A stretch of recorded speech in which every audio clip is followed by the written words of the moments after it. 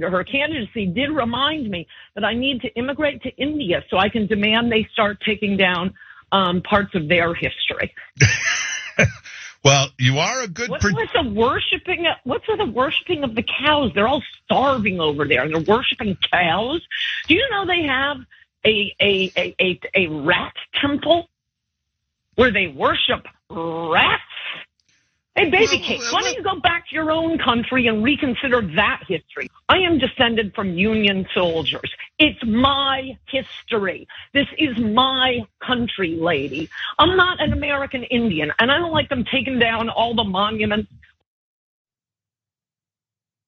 So that's John, what's left of Ann Coulter. Anna, what do you think? I'm sorry to jump in like this, but I mean, I remember a time when conservatives worshipped Ann Coulter. So why is she so concerned about people worshiping rats? I don't get it.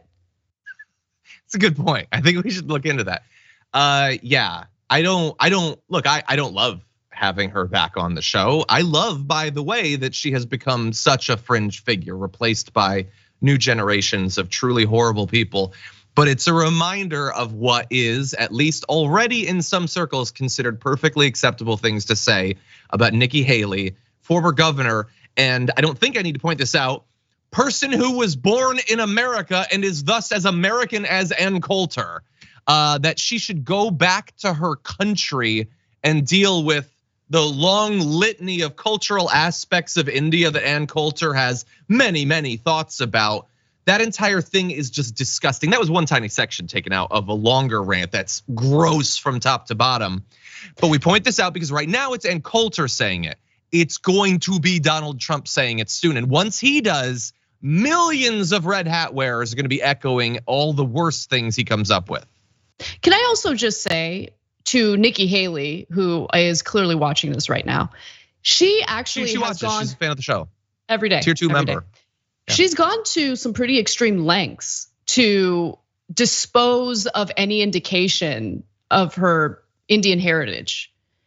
And I'm sure she's doing that to appease conservatives, to appeal to them. And what I'd like to say is, obviously don't do that, because no matter what you do, they're gonna hate you, they're gonna bring it up, and they're gonna use it against you. And I do find it incredibly disgusting and despicable.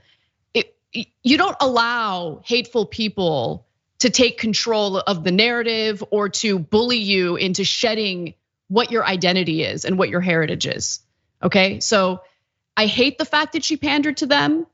I hate the fact that it has backfired, clearly, because it didn't work. And so I think it's a cautionary tale for anyone who thinks that you could ever appease hateful people by doing away with parts of who you are. Yeah, I don't know. It's obviously very tough. It's not my place, but you are right that it clearly has not appeased them.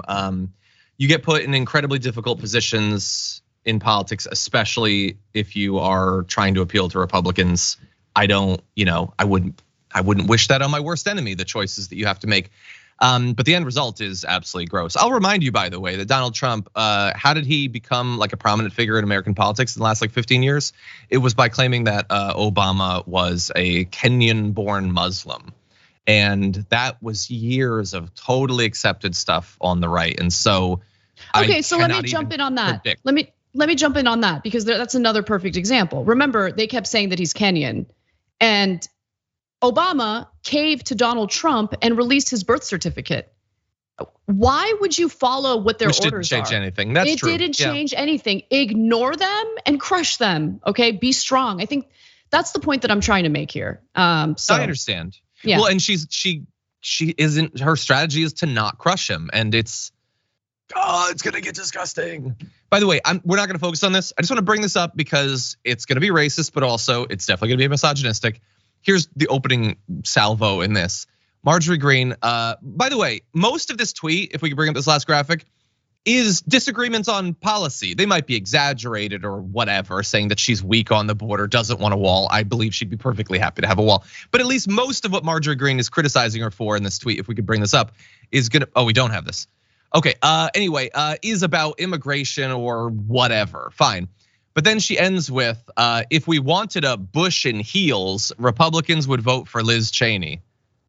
Like, is Nikki Haley a Bush in heels? First of all, why the heels thing? Like, you're you're a woman and you don't want to be criticized for the clothing that you wear, like rightfully so. It's gonna be so terrible in there. Look, there are parts of this race, Anna, that obviously I'm into elections, maybe much more so even than you, like the day-to-day of it, but it is gonna be gross. Anyway. It is. Final thoughts? Yeah. Marjorie Greene might be the dumbest person in Congress, so I don't really care about what she thinks about anyone, including other conservatives.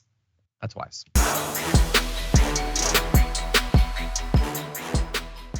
For more political news, breakdowns, interviews, stories of activism, and me trying my hardest to care about the occasional big celebrity news story, subscribe to our YouTube channel at youtube.com/The Damage Report. And you can ring the bell wherever it is so you don't miss anything.